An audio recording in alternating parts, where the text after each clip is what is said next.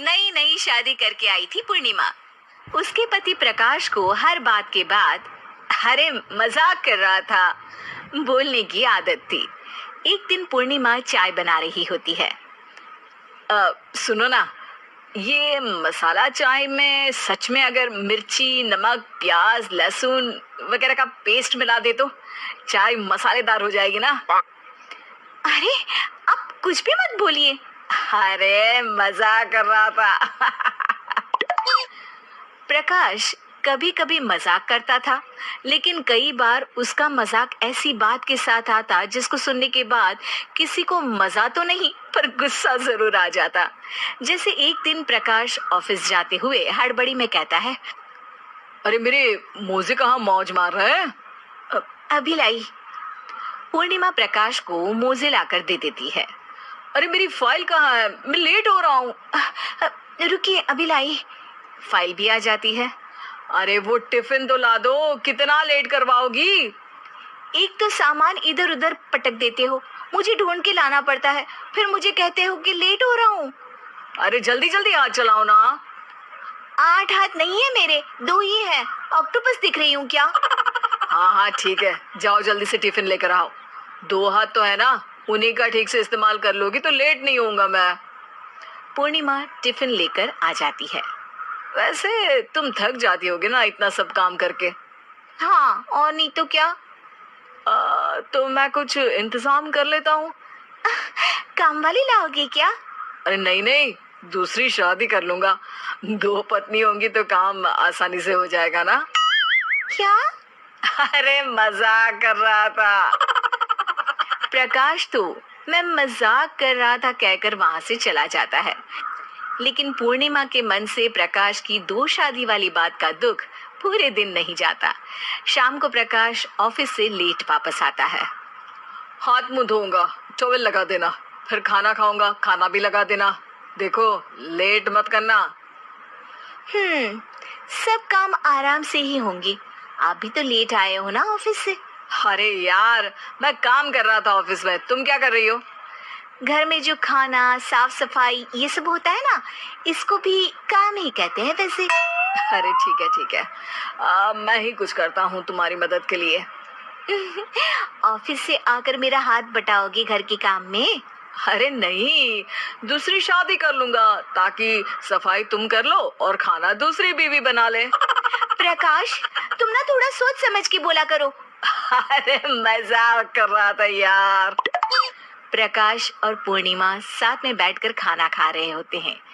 प्रकाश अपनी धुन में खाना खा रहा होता है, जबकि पूर्णिमा इस बात को लेकर उदास है कि प्रकाश हमेशा कोई दुखी कर देने वाली बात ही बोल देता है और उसके बाद मजाक कर रहा था कह के खुद को बचा लेता है। रात को सोते वक्त पूर्णिमा ने सोच लिया था कि प्रकाश से इस बारे में बात करनी ही पड़ेगी।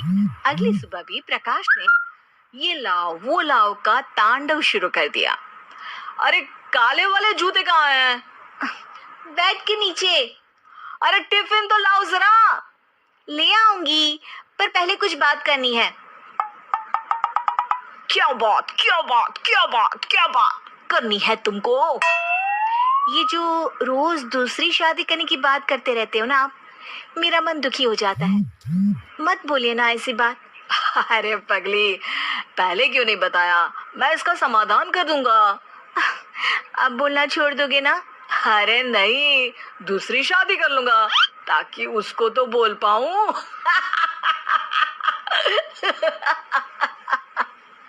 उफ़ो, तुम कभी नहीं सुधरोगे। मजाक कर रहा था। पूर्णिमा की बात को प्रकाश हंसी में उड़ा देता है। पूर्णिमा बहुत भारी मन से टिफिन लेकर आती है। ये लीजिए टिफिन। अरे मैं तो भूल ही गया, आज मेरे बॉस के बेटे की बर्थडे पार्टी है, तुमको भी बुलाया है, रात को तैयार रहना। रात को पूर्णिमा और प्रकाश बॉस के बेटे की बर्थडे पार्टी में पहुंच जाते हैं। वहां प्रकाश के ऑफिस के और भी लोग हैं जिनको पूर्णिमा पहले से जानती है। केक कटता है, लोग खाना खा रहे होते हैं। वहीं पूर्णिमा और प्रकाश ऑफिस के लोगों के साथ बैठे बात कर रहे होते हैं। मेरे हस्बैंड तो खुद काम भी करते हैं और बच्चों को भी संभाल लेते हैं।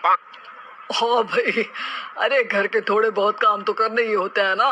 मेरी पत्नी भी अकेले सब कब तक करेगी। मैं तो सिर्फ ऑफिस का ही काम करता हूँ। घर का सब काम तो पूर्णिमा ही करती है। पूर्णिमा, तुम अकेले सब कैसे कर पाती हो? नहीं जी, बहुत थक जाती हूँ वैसे। तो प्रकाश से हेल्प ले लिया करो ना। अरे बोला तो है इनको, पर इन्हें लगता है कि ऑफिस का काम ही सब कुछ है। तो मैंने भी एक समाधान सोच लिया है।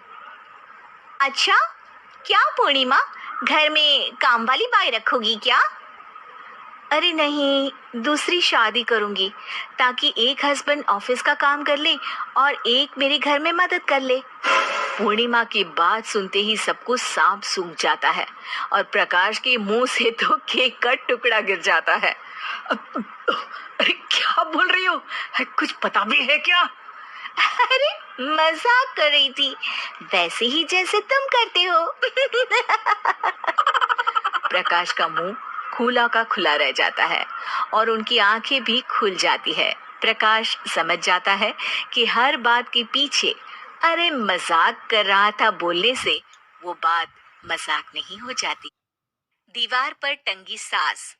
पंजाबी में कहावत है, सास चंगी होवे या ते दीवार ते टंगी होवे। संगीता की शादी भी एक ऐसे ही घर में होती है जहां उसकी सास दीवार पर टंगी होती है। ससुर और पति शादी के पहले दिन उसे सास के फोटो के सामने ले जाते हैं, जहां ससुर जी कहते हैं, बेटा बेटा संगीता, ये तुम्हारी सास थी, बहुत नेक और भली, लेकिन थोड़ी गुस्सैल थी। गुस्सा आने पर सब तहस नहस कर देती थी, पर अब ये इस दुनिया में नहीं है।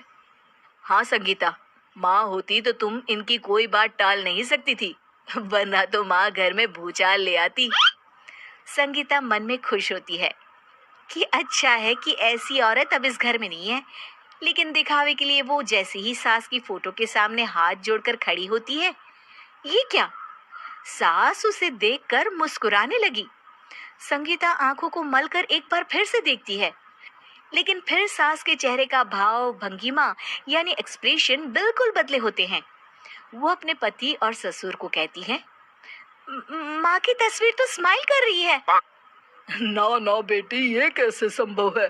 जरूर तुम्हें कोई गलती हुई होगी, ऐसा कैसे हो सकता है? लगता है तुम शादी की सारी फॉर्मेलिटी करते करते थक गई हो। तुम्हें आराम की जरूरत है संगीता। खैर, सारे संगीता की बात को इग्नोर कर कमरे में चले जाते हैं। वैसे सास की फोटो पर एक्सप्रेशन एक के बाद एक बदलते ही रहते हैं। सुबह होती है। पति और ससुर को काम पर भेजकर संगीता कमरे की सफाई करने में लग जाती है कि तभी उसे आवाज आती है, टेबल ठीक से साफ करो। ऐसे भी कोई टेबल साफ करता है? इससे अच्छा तो ये गंदा ही था। किसी औरत की आवाज सुन संगीता दंग रह जाती है और सोचने लगती है कि आवाज कहाँ से आई। आवाज को नजरअंदाज कर वो फिर से अपना काम करना शुरू करती है, लेकिन इस बार तो आवाज बिल्कुल उसके कान के पास से आती है। मेरा घर है ये। जब तक मैं थी चमका कर रखती थी, हर एक चीज शीशे की तरह थी। तुम्हें तो ना सफाई आती है ना कुछ पता है। क्यों तुम्हें मेरे घर की जिम्मेदारी दे दी गई है? पता नहीं तुम में मेरे बेटे को क्या दिखाई दिया। मैं होती तो एक से बढ़कर एक लड़कियों की लाइन लगा देती। अब संगीता को समझने में देर नहीं लगी कि ये आवाज किसी और की नहीं बल्कि उसकी सास की है, जो दीवार पर टंगी है। वो उसके पास जाती है और कहती है, नमस्ते सासू माँ, मुझे तो कल ही लग रहा था कि दीवार में कुछ काला है। वो दीवार नहीं, दाल होती है पगली। सही पकड़े हैं सासू माँ। तो क्या हो गया आपको जो आप यहाँ भी चैन से नहीं बैठी हैं? सुना मैंने आपका व्यवहार काफी गुस्से वाला था। चुप रह तू, ज्यादा बकर बकर ना कर। घर का काम करना तो आता नहीं, आई है मुझसे बहस करने। हाँ देखिए सासू माँ, मैं आपसे साफ साफ कह देती हूँ, मुझसे पंगा लेने की कोशिश मत करिएगा। तभी पीछे से संगीता का पति आता है। अरे संगीता, किससे बात कर रही हो? कौन है वहाँ? संगीता की सास की फोटो फिर से पहले जैसी हो जाती है। आपकी माँ से कह रही थी कि मुझे काम करना आता अरे संगीता, माना सास के ताने हर बहू को अच्छे लगते हैं, लेकिन यहाँ तो माँ है ही नहीं। तुम तो फोटो से ही तुम भी लाजवाब हो संगीता। किसी को विश्वास नहीं होता कि संगीता अपनी मरी हुई सास की फोटो से बात करती है। वहीं आए दिन संगीता की सास संगीता को किसी न किसी बात पर आते जाते ताने देती। संगीता को भी अब सास के तानों और उनसे बात करने की आदत हो गई। वो कभी खानदान की कहानी, तो कभी तीज त्योहार कैसे मनाएं या किसी व्यंजन की रेसिपी सास से ही पूछती। सारा दिन घर में अकेली संगीता की सास अब उसके लिए तानों के साथ पक्की साथी की तरह भी रहने लगी थी, जो किसी और को नहीं बल्कि संगीता को ही सुनाई देती। तो देखा आपने, सास बहू का रिश्ता हर रिश्ते से ऊपर होता है, फिर चाहे वो खट्टा हो या मीठा।